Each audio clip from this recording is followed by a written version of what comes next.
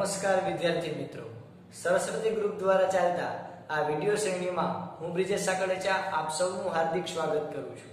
આપણે અત્યાર સુધી ચેપ્ટર નંબર 3 એટલે કે 12મા ધોરણની અંદર આપણે પ્રવાહ વિદ્યુત નામનું ચેપ્ટર ભણતા હતા કે જેની અંદર આપણે શરૂઆત જુઓ તમે આપણે ક્યાંથી કરી તો કે ઇલેક્ટ્રોનનો પ્રવાહ ત્યાંથી આપણે શરૂઆત કરતા હતા અને બધું બેઝિક સમજ્યા બાદ રેઝિસ્ટન્સ કોને કહેવાય, રેઝિસ્ટિવિટી એટલે શું, કન્ડક્ટિવિટી એટલે શું, રેઝિસ્ટન્સનો તાપમાન સાથેનો શું સંબંધ છે, આ બધી ચર્ચા કર્યા બાદ આપણે વિદ્યુત કોષ એટલે કે બેટરીને સમાંતરમાં જોડો તો શું થાય, શ્રેણીમાં જોડો તો શું થાય એની ચર્ચા કરી હતી અને લાસ્ટમાં આપણે કિર્ચોફના નિયમનો અભ્યાસ કરતા હતા.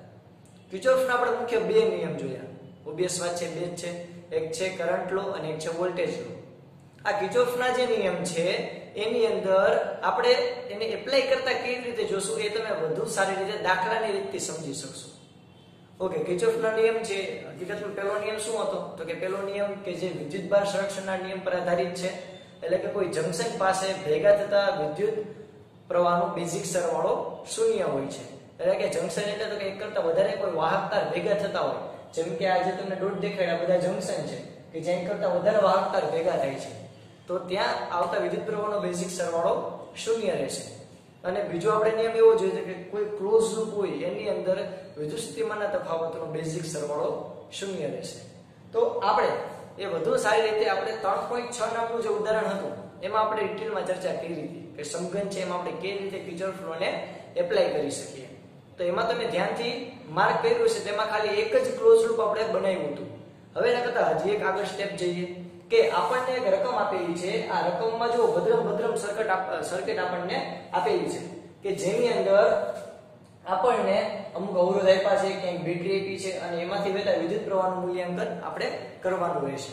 તો અહીંયા તમે જુઓ તો આપણને પ્રવાહ નથી આપ્યા, પ્રવાહ આપણે શોધવાના છે. એ આપણા વરરાજા છે I1, I2 અને I3. ઓકે, તો આના ઉપરથી આપણે શું સમજી શકશું તો કે આપણે એવું સમજી શકશું કિર્ચોફનો લો કેવી રીતે એપ્લાય કરવો એની આપણે વધારે સારી રીતે પ્રેક્ટિસ કરી શકશું. જો આપણે પહેલું ઉદાહરણ એટલે કે પહેલાનું જે ઉદાહરણ જોયું 3.6 એમાં આપણે ખાલી એક જ ક્લોઝ લૂપ જોયું હતું. જ્યારે તમે આમાં ધ્યાનથી તમારી નજર સરકશો તો આમાં તમે 1, 2 અને 3 એટલે કે 3 ક્લોઝ લૂપ જોવા મળે છે. તો આયા આપણે ક્લોઝ લૂપ તમને અલગ અલગ આપેલા હોય 2 થી 3, એક નહીં હવે એક કરતા વધારે ક્લોઝ લૂપ આપેલા હોય અને એની અંદર પ્રવાહની વહેંચણી કેવી રીતે કરવી અને એના કરતા પણ મોટિવેટ એનું મૂલ્ય તમે કેમ મેળવી શકશો. તો આયા જો હજી આપણે એક સ્ટેપ પાછળ છે એટલે કે આપણે આમાં જો પ્રવાહ આપી દીધેલા છે કે આમાંથી I1 - I2 જેટલો પ્રવાહ જાય, આમાંથી I1 આ રકમમાં આપી દીધેલા છે. એટલે આમાં આપણે શું સમજશું તો કે જે ત્રણેય ક્લોઝ લૂપ છે એના ઉપરથી આપણે I1, I2 અને I3 ની કિંમત મેળવતા શોધીશું અને કિર્ચોફ લો એપ્લાય કરતા સારી રીતે શીખીશું. જ્યારે આના પછીનું સ્ટેપ આપણું એવું રહેશે, આના પછીની ટ્રાય આપણી એવી રહેશે કે તમને કોઈ પણ ક્લોઝ લૂપ પણ આપી દઈએ તો એ ક્લોઝ લૂપમાં તમે I1, I2, I3 તમારી રીતે ધારણા કરી અને તમે એનું મૂલ્ય શોધી શકો. ઓકે, તો ચાલો આપણે સ્ટાર્ટ કરીએ વિદ્યાર્થી મિત્રો. સૌથી પહેલા આપણે શું કીધું તો કે અહીંયા જો તમને 3 ક્લોઝ લૂપ આપેલા છે 1, 2 અને 3. હવે એની અંદર તમે દિશા છે એ તમે તમારી રીતે લઈ શકો, સમઘડી પણ લઈ શકો અને વિષમઘડી પણ લઈ શકો. આપણે અત્યારે ચર્ચા કરીએ તો આપણે જો હું મારી રીતે અલગ અમુકમાં સમઘડી લઉં, અમુકમાં વિષમઘડી લઉં, તમે તમારી રીતે કોઈ પણ દિશા લઈ શકો છો, પણ કન્ડિશન શું પછી એ જ દિશાને વળગી રહેવું, દિશા બદલાવી નહીં. તો જો આમાં હું અત્યારના ઉદાહરણ તરીકે આવી રીતે એન્ટી ક્લોકવાઇઝ દિશા લઉં. જ્યારે આ બીજું લૂપ છે, જો આ બીજું A C B A એ આપણું બીજું ક્લોઝ લૂપ છે, એની અંદર હું દિશા લઉં સમઘડી. ત્રીજું close loop B D E B, જો આ ક્લોઝ લૂપ થાય છે, આ જે આખો ક્લોઝ લૂપ છે એની અંદર હું દિશા કઈ લઉં તો કે એની અંદર મેં દિશા લીધી ફરી પાછી વિષમઘડી. તમે કોઈ પણ દિશા લઈ શકો છો. આપણે અહીં સરળતા ખાતર મેં અત્યારે આવી દિશા લીધેલી છે. તો અહીંયા જો અહીંયા છે વિષમઘડી, અહીંયા છે સમઘડી અને અહીંયા છે વિષમઘડી, એવી મેં દિશા લીધી. ચાલો હવે આપણે સ્ટાર્ટ કરીએ તારવવાનું. તો સૌથી પહેલા આપણે અહીંયા તમને 3 ક્લોઝ લૂપ દેખાય. કયા 3 ક્લોઝ લૂપ તો કે જો A C D A, A C D A આ પૂજા એક ક્લોઝ લૂપ થયું એટલે કે બંધ ગાળો થયો, બંધ રચના થઈ. ઓકે, બીજો આપણે ક્લોઝ લૂપ જોઈએ A C B A. I repeat A C B A. Okay, ત્રીજી ક્લોઝ લૂપ રચના જોઈ B D E બી. તો અહીંયા આપણી પાસે મેઇન 3 ક્લોઝ લૂપ છે. 3 ક્લોઝ લૂપ માંથી આપણને 3 ઇક્વેશન મળશે અને આપણી પાસે વેરીએબલ પણ કેટલા છે? 3, i1 i2 અને i3. તો 3 ઇક્વેશન મળશે એટલે કે 3 સમીકરણ મળે તો તમને 3 વેરીએબલ ગોતતા આવડી જાય. ચાલો આપણે જોઈએ. સૌથી પહેલા આપણે તમારે એવું લખવાનું રહેશે કે અહીં આપેલી રચનાની અંદર 5 વોલ્ટની બેટરી અને 10 વોલ્ટની બેટરી કે જેનો આંતરિક અવરોધ અવગણ્ય છે એ આકૃતિમાં દર્શાવેલી છે. શું કામ આંતરિક અવરોધ અવગણ્ય છે એવું આપણે લખવું પડશે? કારણ કે અહીં આપણને ક્યાંય આંતરિક અવરોધની ચર્ચા કરેલી નથી. ત્યારબાદ કહેવાનું કે આ આકૃતિની અંદર મુખ્ય 3 ક્લોઝ લૂપ જોવા મળે છે. પછી લખવાનું કે અહીં ક્લોઝ લૂપ અથવા તો બંધ ગાળો તમે કોઈ પણ લઈ શકો, ઇંગ્લિશ કે Gujarati word. Close loop. Okay, આપણે પેલું ક્લોઝ લૂપ ધ્યાનમાં લઈએ. કયું હતું? A C D A. આપણે એના માટે ધ્યાનમાં લઈએ. A C D A માટે. A C D A માટે. ચાલો આના માટે આપણે ચર્ચા કરીએ. A C D A માટે તો તમે જો ધ્યાનથી ઓબ્ઝર્વ કરો. આપણે આમાં કેવી રીતે જવાનું છે? તો વિષમ ઘડી એટલે કે A D C A આપણે એવી રીતે જવાનું છે. તો જો આ A થી D સૌથી પહેલા આપણે ક્યાં જશું? આની અંદર આપણે પહેલા જો આપણે જે દિશા લઈએ દિશામાં લખી લઈએ ક્લોઝ લૂપ એટલે આપણને મજા આવે, કન્ફ્યુઝન ન થાય. A D C A. ચાલો A થી D આપણે પહેલા A થી D સુધી જવાનું. તો જો આપણે આમ જશું. આપણી દિશા અને જો પ્રવાહની દિશા બે એક જ છે કે નહીં? આપણી દિશા અને આ પ્રવાહની દિશા એટલે કે આપણા મુસાફરીની દિશા અને આ પ્રવાહની દિશા બે કેવી છે? એક સરખી. બે એક સરખી છે. એટલે આપણે અહીંયા વિદ્યુત પ્રવાહનું મૂલ્ય કેવું લેવું પડશે?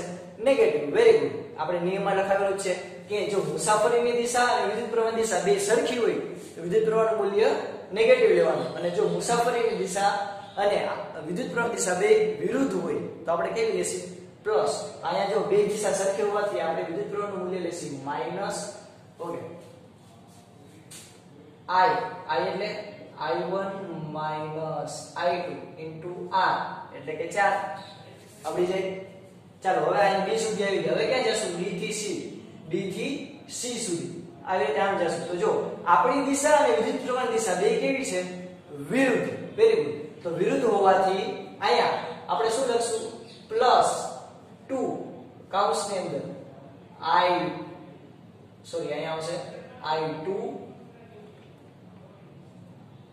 plus I3 minus I1. Okay, ચાલો હવે તો કે આપણે C સુધી આવી ગયા. હવે ક્યાં જવાનું છે? C થી A. તો જો આપણી દિશા અને વિદ્યુત પ્રવાહની દિશા બે કેવી છે? સરખી. તો આપણે મૂલ્ય કેવું લેશું? ઋણ. અહીંયા શું લખશી? માઈનસ કેટલા ઓહમ? તો કે 1 ઓહમ. પ્રવાહ કેટલો? I1. ડાયરેક્ટ લખી નાખું I1 આવડી જાય. અહીંયા લખ્યું છે પણ R કેટલું છે એટલે મેં લખ્યું નથી. ચાલો હવે અહીંયા બેટરી સુધી આવી ગયા. હવે બેટરીમાં જો આ છેડો છે, આ છેડો કેવો છે? નેગેટિવ. આ છેડો કેવો છે? પોઝિટિવ. તો આપણા નિયમ મુજબ છેલ્લે જે નિશાની હોય એ નિશાની અહીં લખી નાખવાની. તો જો તમે આમથી આમ જાઓ માઈનસ થી પ્લસ જાઓ, છેલ્લે કઈ નિશાની છે? પ્લસ. તો આપણા નિયમ મુજબ અહીં શું લખી નાખશી? Plus 10 volt is equal to 0. આપણે જે કિર્ચોફનો નિયમ એપ્લાય કરતા જે એકવાર આપણે જોઈ લઈએ કેવી રીતે. તો કે સૌથી પહેલા જશે A થી D. A થી B સુધી જશે એટલે કેટલું થશે? તો કે અહીંયાથી અહીં સુધી જશે એટલે આપણી દિશા અને પ્રવાહની દિશા બે કેવી છે? સરખી. એટલે આપણે કેવું લેશી? ઋણ I1 minus I2 into 4. Okay, આપણી દિશા અને વિદ્યુત પ્રવાહની દિશા બે કેવી છે? વિરુદ્ધ. તો અહીંયા આપણે લેશી +2 કૌંસમાં I2 plus I3 minus 1. અને અહીંયા આપણી દિશા અને વિદ્યુત પ્રવાહની દિશા બે સરખી હોવાથી અહીંયા એનું મૂલ્ય કેવું લેશી? નેગેટિવ એટલે કે -I1. હવે બેટરીની વાત કરીએ તો જો છેલ્લે જે નિશાની આવે એ જ આપણે લખવાની થાય. છેલ્લે કઈ નિશાની આવશે? +10 એટલે આપણે લખીએ +10 વોલ્ટ. ચાલો હવે આપણે આનું સાદું રૂપ આપીએ સિમ્પલ મેથેમેટિકલ સ્ટેપ દ્વારા. તો કે -I1 minus minus plus I2 પણ આ 4 છે એની સાથે ગુણાશે એટલે કેટલા થઈ જાય? -4I1 plus 4I2. ચાલો હવે આની અંદર ગુણાકારમાં બે ને અંદર જવા દઈએ તો કેટલું થશે? +2I2 plus 2I3 minus 2I1 minus I1 આ +10 છે બરાબર, ઓલી બાજુ જાય તો આ વોલ્ટ નથી લખતો, +10 છે બરાબર, ઓલી બાજુ જાય તો વેરી ગુડ -10 વોલ્ટ. ચાલો હવે i1 વાળા પદને આપણે એક સાથે લઈ લઈએ. જો આ -4i1, એક તો આ છે, એક તો આ છે અને એક તો આ છે, તો ત્રણેય માઈનસ છે એટલે ત્રણેયનો શું થશે સરવાળો, કારણ કે માઈનસ માઈનસ પ્લસ. તો જો 4 ને 2 6, 6 ને 1 7, તો આપણે શું લખીએ -7i1. ઓકે, હવે i2 વાળા પદને ધ્યાનમાં લઈએ તો કેટલા થયા +6i2. હવે i3 વાળો તો કંઈક જ છે ખાવા પીવાનું, 2i3 બરાબર -10. આ આખે આખા પદને માઈનસ વડે ગુણી નાખો તો છેલ્લે મને શું મળશે, આ પ્લસ થઈ જશે 7i1 -6i2 -2i3 બરાબર 10. આ આપણું થયું ઇક્વેશન નંબર 1. ચાલો હવે આ રેડી થઈ ગયું. રેડી? અહીંયા આપણને પહેલું ઇક્વેશન મળી ગયું, એટલે કે આપણને પહેલા રૂપનું ઇક્વેશન મળી ગયું. કંઈક આવું આવે છે, કંઈક આવું આવે છે. શું હજી એકવાર આ પ્રવણ દિશાને આપણી દિશા બે સરખી હોવાથી આપણે લીધું -i1 -i2 * 4.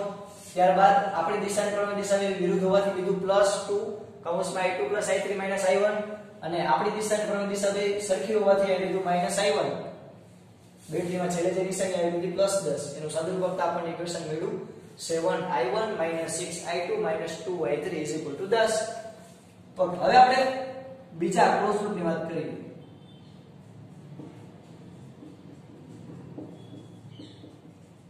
ક્લોઝ લૂપ, બીજા ક્લોઝ લૂપની વાત કરીએ. આની આપણે દિશા કઈ લીધી હતી?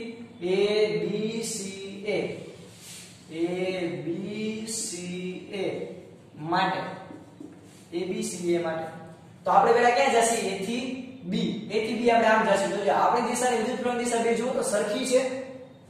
Yes, very good. તમે કહેશો સરખી જ છે તો આપણે શું લખીએ? -4i2. અહીંયા જ છે r એટલે 4 ઓહ્મમાં પણ આપ્યા છે. ઓકે, હવે આપણે ક્યાં જશું? B થી C. તો આપણી દિશાની વિરુદ્ધ પ્રવણ દિશા બે કેવી છે? સરખી. આપણી દિશાની વિરુદ્ધ પ્રવણ દિશા કેવી છે? સરખી. આપણે લખશું -2 કૌંસમાં i2 + i3. ઓકે, ચાલો હવે આપણે જશું C થી A સુધી. C થી A એટલે આવી રીતે આપણી દિશાની વિરુદ્ધ પ્રવણ દિશા બે કેવી છે? સરખી. આપણે શું લખીએ? -i1. ઓકે, છેલ્લે કઈ નિશાની આવી? +10 = 0. ચાલો હવે શું કરશે તો કે જો સાદુરૂપ આપી દો પહેલા -4i2, અંદર જઈ તો 2i2 ± -2i3 -i1. આ પ્લસ રહેશે બરાબર, ઓલી બાજુ જઈ તો -10.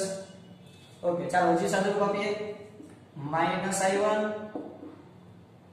ઓકે, માઈનસ માઈનસ પ્લસ એટલે કે -6i2 -2i3 બરાબર 10. ઓકે, આને જે આપણે સાદુરૂપ આપી શકીએ શું? તો કે સોરી અહીંયા આવશે -10. ચાલો હવે તો કે આ બધાયને માઈનસ નિશાની કોમન કાઢો તો માઈનસ વડે ગુણી નાખું તો શું થઈ જશે? i1 + 6i2 + 2i3 બરાબર 10. This is our equation number 2. Equation number 2 આવડી જાય. ઓછી જગ્યા રોકાય એટલા માટે આપણે નાનું બોક્સ દોરીશ આપણે બજેટ મુજબ. ચાલો આટલું ક્લિયર થયું. હવે આપણે ત્રીજી વસ્તુ જોઈએ, એટલે કે ત્રીજું ક્લોઝ લૂપ જોઈએ. પણ એની પહેલા આપણે આ જે બે ઇક્વેશન મળ્યા આપણે ધ્યાનથી નોંધી લઈએ. શું મળ્યા હતા આપણને? તો કે 7i1 -6i2 -2i3 બરાબર 10. બીજું ઇક્વેશન શું મળ્યું હતું? તો કે i1 + 6i2 + 2i3 બરાબર 10. હવે ક્લોઝ લૂપ.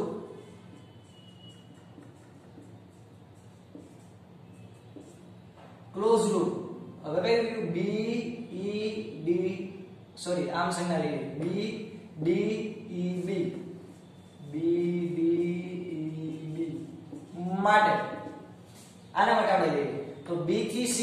B થી C એટલે આવી રીતે આવશે. તો આપણી દિશાની વિરુદ્ધ પ્રવણ દિશા બે કેવી છે? સરખી. ને આપણે શું લખીએ? -2 કૌંસમાં i2 + i3. ચાલો હવે C થી D સુધી આપણી દિશાની વિરુદ્ધ પ્રવણ દિશા બે સરખી જ છે -2 કૌંસમાં I2 plus I3 minus I3. હવે તો કે જો હવે આ કઈ અવરોધ નથી, ખાલી એક બેટરી છે, આ માઈનસ છે, આ પ્લસ છે, આપણે આમ જવાનું છે, તો છેલ્લે કઈ સંખ્યા આવી પ્લસ, અહીંયા શું લખી નાખશી +5 = 0. આનું સાદુરૂપ આપીએ તો -2I2 -2I3 -2I2 -2I3 +2I1 -5. આના ઉપરથી હજુ સાદુરૂપ આપો તો શું થશે? તો કે 2I1 હવે I2 બરાબર -4I2 -4I3 બરાબર -5. આ થયું આપણું ઇક્વેશન નંબર 3. ઓકે, અહીંયા આપણે શું લખશી? તો કે 2I1 -4I2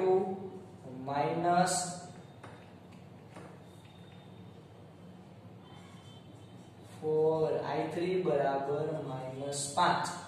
આપણે 3 ઇક્વેશન મળ્યા, પહેલું, બીજું અને ત્રીજું. 3 ઇક્વેશન મળ્યા. ઓકે, ફટાફટ બધા જોઈ લો, સ્ક્રીનશોટ પાડી લો, કોઈ તો લખી લો, 2 મિનિટનો ટાઈમ આપું છું. 3 ઇક્વેશન ક્લિયર છે બધાને? હજી એકવાર શું કરશે તો કે કિર્ચોફનો નિયમ સિમ્પલ એપ્લાય કરશે. યોગ્ય એક જ દિશામાં ચાલ્યું જવાનું, એટલે આપણને એક ઇક્વેશન મળ્યું, બીજું ઇક્વેશન મળ્યું અને ત્રીજું ઇક્વેશન મળ્યું.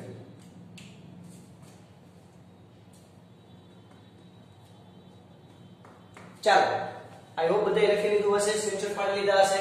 હવે આપણે આગળ વધીએ તો આપણી પાસે 3 ઇક્વેશન છે. હવે તો કે હવે તમારે તમારા જૂના દોરમાં જવાનું છે. જૂના દોરમાં એટલે તો કે ભાઈ બ્લેક એન્ડ વ્હાઇટ માં નથી જવાનું. કે જૂના દોરમાં એટલે તો કે એના માટે તમારે એક આગલું વર્ષ, આગલા વર્ષ અને એના આગલા વર્ષ એટલે કે 10મા ધોરણની અંદર તમે દ્વિચલ સુરેખ સમીકરણ નામનું ચેપ્ટર ભણી ગયા હતા, કે જેમાં તમે આવા ઇક્વેશન છે સોલ્વ કરતા હતા. ઓકે, તો એના માટેની તમે કઈ તો કે 4 રીત આપણે જોઈ, તમને યાદ હોય તો આલેખની રીત, ચોકડી ગુણાકારની રીત, લોપની રીત અને આદેશની રીત. તો અહીંયા આપણે તમે કોઈ પણ મેથડ કરો, તમારી પાસે બીજી નવી મેથડ હોય તો પણ મને વાંધો નથી બોર્ડ વાળાને વાંધો. આપણી મેઇન એમ શું છે તો કે તમને જે કોઈ પણ આ ઇક્વેશન આપે, ઇક્વેશન તમે સોલ્વ કરતા આવડવા જોઈએ. તમે કોઈ પણ મેથડ થી કરો, તમે નિશ્ચયથી કરો તો ભણે, શ્રેણી કરતથી કરો તોય ભલે, તમે કેલ્ક્યુલસ છે એનાથી કરો તો પણ ભલે, તમે આદેશની રીતથી કરો તો પણ ભલે, પછી તો કે ચોકડી ગુણાકારની રીતથી કરો તો પણ ભલે, લોપની રીતથી કરો તો પણ ભલે. તમારી ઈચ્છા, તમારે જેમ કરવું હોય, તમને જેમ સહેલી લાગે. કોઈકને એવું હોય કે આદેશની રીત ગમતી હોય, કોઈકને ચોકડી ગુણાકારની રીત ફાવતી હોય, તો તમને જેમ મજા આવે એમ. આપણો મેઇન એમ શું છે તો કે આપણી પાસે 3 ઇક્વેશન છે અને 3 વેરીએબલ છે, I1 I2 અને I3. આપણને ત્રણેય મળવા જોઈએ. ઓકે, ચાલો આપણે સ્ટાર્ટ કરીએ. જો મને જે સુધી સેમ લાગે ત્યાં સુધી જો પેલી દ્રષ્ટિએ નજર કરું તો જો આ માઇન પ્લસ છે ના માઈનસ છે, આ પ્લસ છે ના માઈનસ છે. તો સિમ્પલ, પેલી દ્રષ્ટિએ પેલો ઘા પરમેશ્વરનો. અહીંયા આપણે ડાયરેક્ટ લખી નાખવાનું શું તો કે સમીકરણ નંબર 1 અને 2 નો સરવાળો કરતા, 1 અને 2 નો સરવાળો કરતા. તો જો આપણે લખીએ 7I1 -6I2 -2I3 અને આ નીચે છે I1 +6I2 +2I3 = 10 કરવાનું છે સરવાળો. ચાલો 7 માં 7I1 માં 1 I1 ઉમેરવું એટલે 8I1. આ કેન્સલ, I કેન્સલ, 10 ને 10 20. તો મને I1 કેટલા મળશે? 20/8 એટલે કે 10/4 એટલે કે 5/2 એટલે કે 2.5 એમ્પિયર. તો અહીંયા આપણને આપણી જિંદગીનો પહેલો સવાલનો જવાબ ના એવું કઈ નથી. અહીંયા આપણને I1 મળી ગયું. કેટલું મળ્યું? 2.5 એમ્પિયર. દીવો મારો ઝગમગ થાય. બરોબર? ચાલો આપણને અહીંયા I1 મળી ગયું. હવે આપણે શું કરશું તો કે હવે આપણે I1 મળી ગયું, હવે આપણે કઈ કેવું કરશું કે આપણને I2 મળે, I3 મળે. સિમ્પલ વાત. તો હવે આઈ થિંક હવે આપણે એવું કરશું. જો આ બે સમીકરણ છે, બીજું અને ત્રીજું. બીજા સમીકરણને હું 2 વડે ગુણું, અહીંયા 4 થઈ જાય, આગળ ઉડી જશે. તો આપણને I1 ની કિંમત ખબર હોય તો I2 મળશે. ચાલો ટ્રાય કરીએ. તો જો હવે પહેલા આટલું ક્લિયર થયું. શું સિમ્પલ આપણે સમીકરણ આપણને 3 સમીકરણ મળ્યા. તેમાં પહેલા અને બીજાનો શું કર્યો? સરવાળો. તો મને I1 મળ્યું. ચાલો હવે સમીકરણ 2 ને 2 વડે ગુણી સમીકરણ 2 ને 2 વડે ગુણી અને સમીકરણ નંબર 2 અને 3 નો સરવાળો કરતા આપણને શું જવાબ મળશે? તો કે જોઈએ. જો સમીકરણ 2 ને 2 વડે ગુણી અને સમીકરણ 2 + 3 એટલે કે બંનેનો સરવાળો કરતા આપણું આ સમીકરણ છે. જો બીજું સમીકરણ એનું 2 વડે ગુણું તો શું થાય? 2I1 6I2 છે એટલે શું થાય? એને 12I2 આવું થશે. 2 વડે ગુણું તો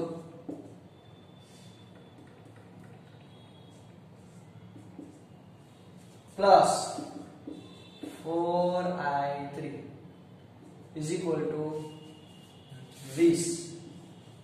નીચે સમીકરણ નંબર 3 બેઠે બેઠું લખવાનું છે. 2I1 minus 4I2 minus 4I3 બરાબર -5. બેનો સરવાળો જ કરવાનો છે. ઓકે, આ કેટલું આવશે? 4I1 પ્લસ માઈનસ માઈનસ 8 12 માંથી 4 જાય તો 8 મોટા પદની નિશાની એટલે કે 8I2 આખું કેન્સલ ઇઝ ઇક્વલ ટુ 20 માંથી 5 જાય તો અંદર. ઓકે, હવે અહીંયા હું I2 ને સૂત્રનો કરતા બનાવું તો આ પ્લસ છે, ગરબડ ઓલી બાજુ જાય તો માઈનસ. તો અહીંયા શું થશે? 8I2 બરાબર 15 માઈનસ 4I1.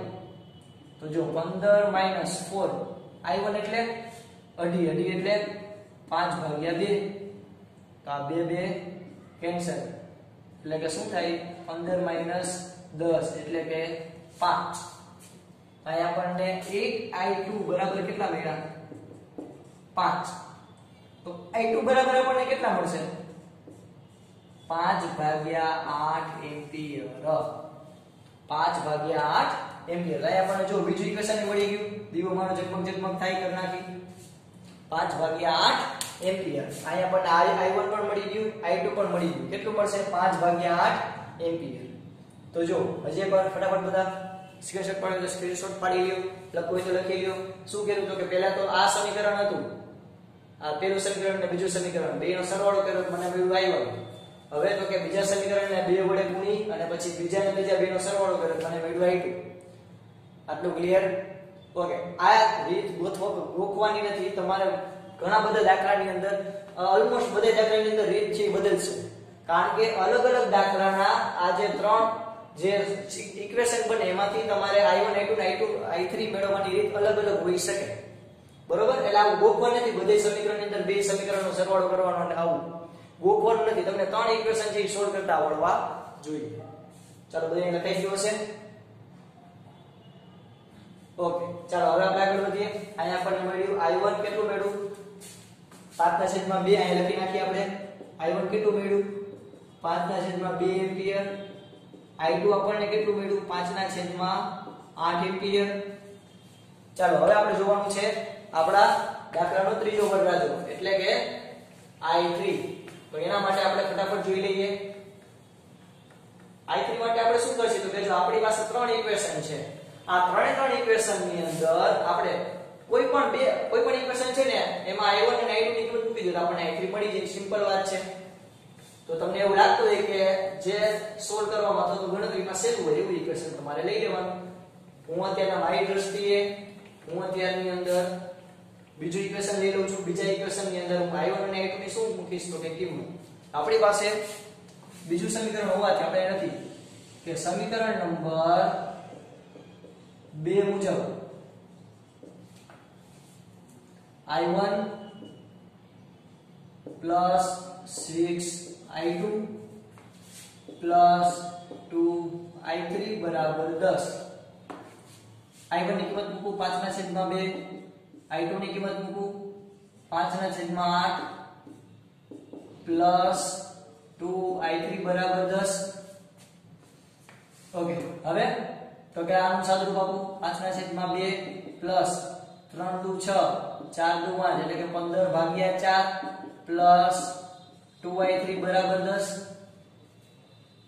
ઓકે, આનો જીવ સાદું ભાગું તો 20 5 20 અને 15 દુ 30 ભાગ્યા 8 પ્લસ 2y3 બરાબર 10 એટલે કે 50 ના છેદમાં 8 પ્લસ 2y3 બરાબર 10.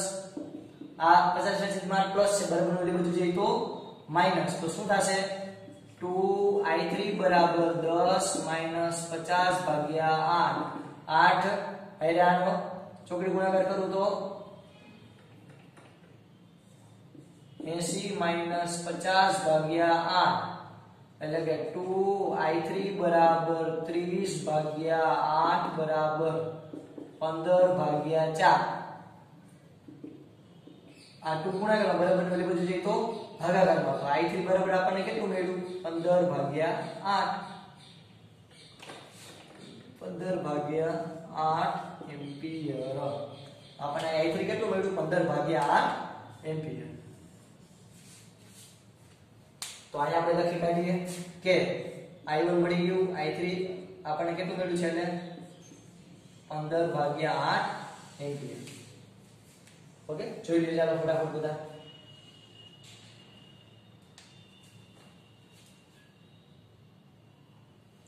ચાલો હવે જો અહીંયા આપણો દાખલો પૂરો નથી થતો. શું કામ? કારણ કે આપણને કીધું દરેક શાખામાંથી વહેતો વિદ્યુત પ્રવાહ શોધો. તો ઘણા અહીંયાથી દાખલો મૂકી દેશે કે i1 i2 ને i3 આટલા. ના, અહીંયાથી દાખલો આપણો પૂરો નથી થતો. આપણને કીધું દરેક શાખામાંથી વહેતો વિદ્યુત પ્રવાહ શોધો. તો જો આ તમારે લખવાનું. આપણે પહેલા તો શાખા કેટલી છે તો કે જો હું ગણું. સૌથી પહેલા a b, પછી ac, પછી ad, bc, cd, be અને be અને બે માં સતત પ્રવાહ આવે de.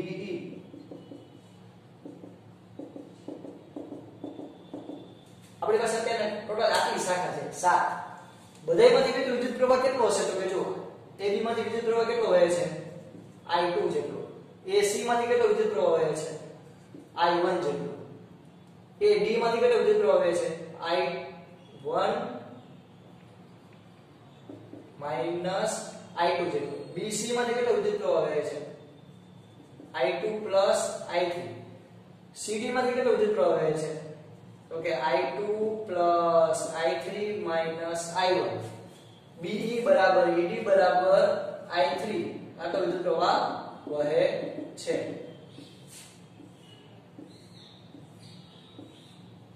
તો આ બધાની વેલ્યુ કેવી મળશે તમને અલગ અલગ. જો i2 આપણને કેટલા છે આ લખી નાખો. ab માંથી વિદ્યુત પ્રવાહ કેટલો છે 5/8 એમ્પિયર, ac માંથી વિદ્યુત પ્રવાહ કેટલો છે 5/2 એમ્પિયર, ad માંથી કેટલો વિદ્યુત પ્રવાહ છે i1 i2 એટલે કે i1 i2 કરું એટલે કે 5/2 5/8 કરું તો આપણે કેમ કરશું સિમ્પલ ચોકડી ગુણાકાર પહેલા કરો 4 5 8 5 40 10/16 એટલે કે 30/16 એટલે કે 15/8 એમ્પિયર. અહીંયા કેટલો આવશે ad માંથી વિદ્યુત પ્રવાહ 15/8 એમ્પિયર. હવે bc માંથી વિદ્યુત પ્રવાહ તો બેનો સરવાળો i1 i2 બેનો શું કરવાનો સરવાળો તો કેટલો આવશે તો કે આવશે 50/16 એટલે 25/8 સિમ્પલ. તો અહીંયા આવશે 25/8 ampere. cd i2 i3 i1 એટલે કે આમાંથી તમારે આટલો શું કરવાનો બાદ. એના માટેની ગણતરી શું થશે તો કે જો સિમ્પલ 25/8 માઈનસ 5/2 તો જો સિમ્પલ ચોકડી ગુણાકાર કાઈ ન આવડે ચોકડી ગુણાકાર કરી નાખવાના 50 માઈનસ 40/16 એટલા આવ્યા 10/16 એટલે કે 5/8 એટલે કે અહીંયા આવશે 5/8 એમ્પિયર. અને અહીંયા i3 આપણને કેટલો મળ્યો 15/8 એમ્પિયર. તો દરેક શાખામાંથી વિદ્યુત પ્રવાહ આટલો હોઈ શકે. બરોબર? તો દરેક શાખામાં જો વિદ્યુત પ્રવાહ આપણને આટલો મળે. તો અહીંયા આપણો આ દાખલો પૂરો. હવે તો કે હવે આપણે થોડીક એક્સ્ટ્રા એક્ટિવિટી કરીએ. તો કે આપણે કિર્ચોફનો નિયમ એવો ભણી ગયા હતા કે કોઈ પણ ક્લોઝ લૂપ હોય તો એની અંદર વિદ્યુતસ્થિતિમાનનો તફાવતનો બેઝિક સરવાળો આપણને શૂન્ય જોવા મળે છે.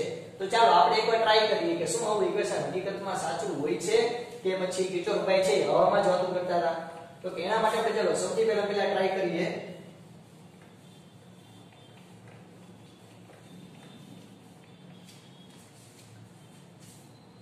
બંધ ગાળો, જો આખે આખો બંધ ગાળો લો, A B E D, જો આખો બંધ ગાળો લો A B E D માટે બંધ ગાળો A B E D માટે આના માટે મને ઇક્વેશન શું મળશે? તો કે જો સૌથી પહેલા હું આની આખી રચના છે આખી ક્લોકવાઇઝ ધારું. કેવી? ક્લોકવાઇઝ આખી મે દિશા જઈ. તો ક્યાં જશું? A થી B એટલે -4I2.